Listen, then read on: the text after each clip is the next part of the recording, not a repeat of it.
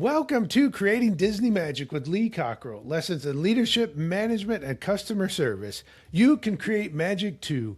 I'm your host, Jody Mayberry, and of course, I'm here with Lee Cockrell, the author of Creating Magic, one of my favorite business books ever written. How are you doing, Lee? I'm good, thanks, Cody. Good to see you. Yeah. Well, and that book, by the way, Creating Magic, is where the idea of the title of this podcast came from all those years ago. Creating Magic, we just put Disney in the middle of it because that's what we talk about. Creating Magic, and most of what Lee talks about comes from Disney. Exactly. Well, speaking of Disney, if you want to go to Disney or go on a cruise, call our friends at Magical Vacation Planner. You can reach them at 407-442-2694. And many people from Magical Vacation Planner are going to be in Alaska this upcoming week for they're doing something up there, going through an experience that they're then going to offer to not offer people. How do you, this is one of the things I like about Magical Vacation Planner. If they're going to recommend a vacation to you, they've probably done it. So they can say, "Oh yeah, up in Alaska, you can do this." And Lee, I think I've told you I'm speaking on two more cruises to Alaska this summer. Yeah. So that's always fun. It is a much different experience when you speak on a cruise ship because the both of them are week-long cruises. So you speak and then you're with the people for a week and you'll have 150 people at your presentation and then you just run into them randomly throughout the week and it's always fun. It's you feel kind of a little bit like a celebrity. Well, this is the time to be thinking about going to Alaska. This weather up there is better, and I guess everybody will be on cruises and other ways they go. And I know Vacation Planner, that Magical Vacation Planner, they can handle that real easily. Yes, yes they can. Okay, Lee, I have a listener question that I think is great. It's from Scott Glover, and he said he's talking about your time at Disney. And he said, "Did you have a system of keeping track of cast members who solved problems before they escalated to upper management?" And and then he mentions how it seems like a reward system for something like this would encourage cast or your team to take ownership of situations. So did you have something like that at Disney? We did not. When I was there, they had had it years before where if you could submit an idea and it was accepted and somebody did some calculations on what it did for the company and mainly monetary savings or improved productivity or something like that. By the time I got there, they had stopped doing that because what they found out is the only people that were getting any money and the only people who were winning were the engineers who were creating new technology. And the other employees didn't feel like they ever had a chance to engage in that. But I would tell you, when somebody recommends something to Disney, somebody and a cast member, when they have an idea, when they're not happy about something, I will say the best thing we do for all of them, and I think they appreciate it even more, is that we listen to everybody. So when somebody gives an idea, one employee, we get it implemented, and it affects everybody, all 40,000 at the time. And so I think that's the best thing leadership can be doing. When you're giving away money, maybe you got to. It's hard to evaluate an idea about a better way to approach the guest, but I think people knowing we listen to them and we implement their ideas and we give them recognition. As you know, I send hundreds of notes to cast members with the special pins, thanking them for the good job they do. But we kind of came to the conclusion finally that's part of our job. All of our jobs is to look for better ways, new ideas, ways to make the company more successful. That's what we should expect from people working in any position, from executives all the way down. If we create that culture of making sure we tell people, if you got an idea, we want to hear it, we're available, we listen, we follow up, we'll get it done. You really create a culture where everybody's working on the same focus, which is making the operation better, moving it to excellence, and the guests win, and we do good business, and that chain of excellence extends out to then the company makes a profit. and then the employees can over time be paid more and get their benefits. And so I think when I take a job, part of the responsibility is for me, or even when I was a waiter, be looking for good ideas. When I was a cook, giving those ideas to management, and if we got the right culture, they'll be implemented, and then I will feel good about that. Uh, Money is always complicated for little individual things where you have to use a little bit of judgment, and especially when you got 40,000 people, it was difficult. But the way we handled it turned out to be great, and the cast members often told us how much they appreciated the recognition and the feedback and being mentioned in the Main Street Diary and receiving a pin for doing a good job, and just being appreciated and recognized was a huge thing. And most companies need to be thinking about how they do that on a daily basis, not just when somebody has the one big idea. Every day people are wanting that, hungry for it, and we often miss opportunities that we could have given it to them. So appreciation, recognition, and encouragement we always talk about as the best payoff probably for a good culture. So yeah. So, Lee, I was thinking as you're talking about that, how you worked out, I forget the name of the place, but you worked at a quick service spot and realized what happens when you run out of trays.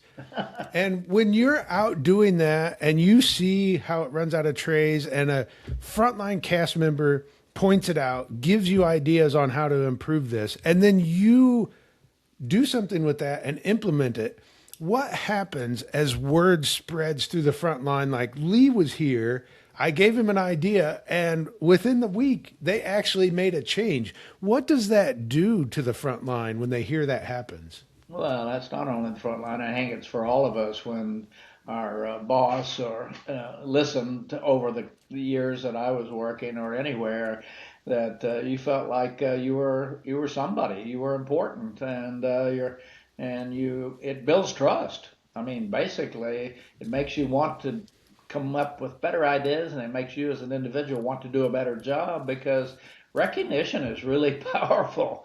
Emotionally, we all need it, and positive recognition is a powerful tool that I think we don't always use as much as we could. It's kind of like making sure you take time for your kids at home, paying attention to your wife, and telling your kids how much you love them and what a great job they're doing. And those are the kinds of things that really build self-confidence, self-esteem, and make, because the key, if we can make people feel good about themselves, we improve their lives dramatically because they'll take more risks, they'll take on more things, and they will believe they can do more than they are doing right now. So recognition and those kinds of things are really powerful for the brain and helps you get out of maybe a feeling that you can't do something because you get continual reinforcement that you're doing a good job, your ideas are good, and they are appreciated. So I would say all good. Well, we did an episode not long ago that talked about how self confidence, when your team has self confidence, it actually helps with customer service. And I think what Lee just talked about really helps with self confidence, where I give an idea, Lee thought enough of it to implement it. That's going to make me feel like, gosh, I really do understand this operation. I really do understand what's going on. And it just builds confidence. The rest of the team sees it. It builds confidence. So I really think this is a great idea. This is a great topic that we were given for this episode, because whether or not it's a reward system that's monetary, I think just the culture that takes ideas and does something with them, that in itself can be a reward, to feel like I was listened to. Lee, even if Lee didn't implement what I talked about, he listened to me. Absolutely. And I tell you, even, the level I was at when Al Weiss told me I was doing a good job and he really appreciated me and he hoped I stay with him for a long time.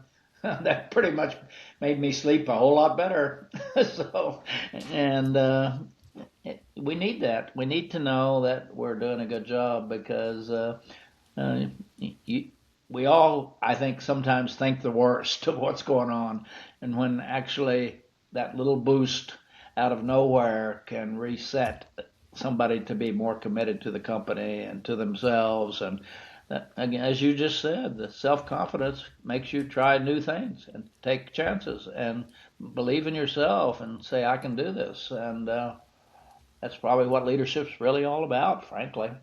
Your job is to build self-esteem and self-confidence for your employees and cast members at Disney, and as we know at home, that's what your job is for your kids, to build them up with their self-confidence and self-esteem, and the little things like being at their ball game or whatever it is, and telling them they did a good job is so powerful that it's better than money, I believe, actually, frankly. Well, then let me ask it this way, Lee. Let's say I am a frontline manager. I hear what you're saying. I want to build a culture like that. I don't have a budget to do anything monetarily. So, how can I implement it, at least in my own operation, not company wide, but at least with the team I supervise? How can I implement this where the team feels rewarded for finding problems, giving ideas for solutions, and making that part of the culture? Well, I think words are free, and making sure you learn how to give appreciation, recognition, encouragement in a way, and to notice it when it happens, and not let those moments go by, because once you start it, it builds on. People start doing a better job because they were noticed, and then they do a better job, and you notice again, and it takes on a life of its own, and that's what that's the difference between training and development. Training is teaching you how to do something. Development is teaching you to have self-esteem, self-confidence, and believe in yourself, and make hard decisions and hard choices. And working, as Margot would say, just be nice, treat your people respectfully, don't be a big deal, and you'll have a culture where everybody wants to do a better job because they know they're going to be recognized for it. Yeah, good. This is great. Well, when it comes to training development, I of course have to bring up what we offer through the Cockrell Academy. We've got the courses, we've got the Main Street Leader, which is great for leadership development. You get it once a month. We have live in-person workshops that we've started up again. The next one coming up is world-class customer service. And we coming up in October, we have the Creating Magic Mastermind that we're for now anyway, we're just going to do once a year instead of twice a year. The next one's coming up in October, and the one last year was fantastic. I'm pretty sure this one will be even better. I say that every time, and then it turns out to be true. Every one we do is better than the one before it. And that really helps you come with a problem and talk to the whole group and figure out a solution. And maybe the problem could be, I want to build a culture where employees can come up with ideas and we actually do implement solutions. So we do offer a lot of training that you can offer to your team. Lee, do you have anything to add about some of the resources we offer? Well, I think we know the mastermind. We have been told by the attendees that have come several times over the years what a confidence booster it was to be able to share their ideas and get positive feedback and reassurance that they were on the right track.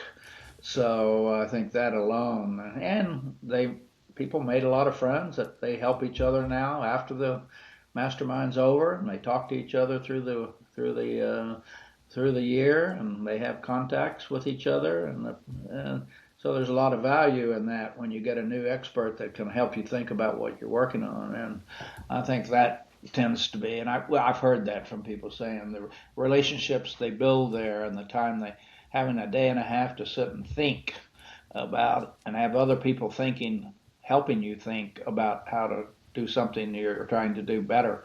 Often they get the answer there from somebody else that just comes up with the right idea while we're discussing the issue. So it has a lot of positive. I guess it has. People we have people who've been coming back 5 and 6, 7 times.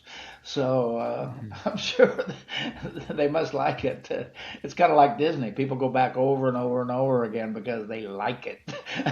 So we're proud of that, and we like that. And I enjoy doing them, and I know Jody does too. That's right. It is my favorite thing that we do every year. It is a great mastermind. You can reach out to either one of us. Lee's at leecockrell.com. I'm at jodymayberry.com. And all of the resources we've talked about are at cockrellstore.com. Until next week, go out and create magic for others.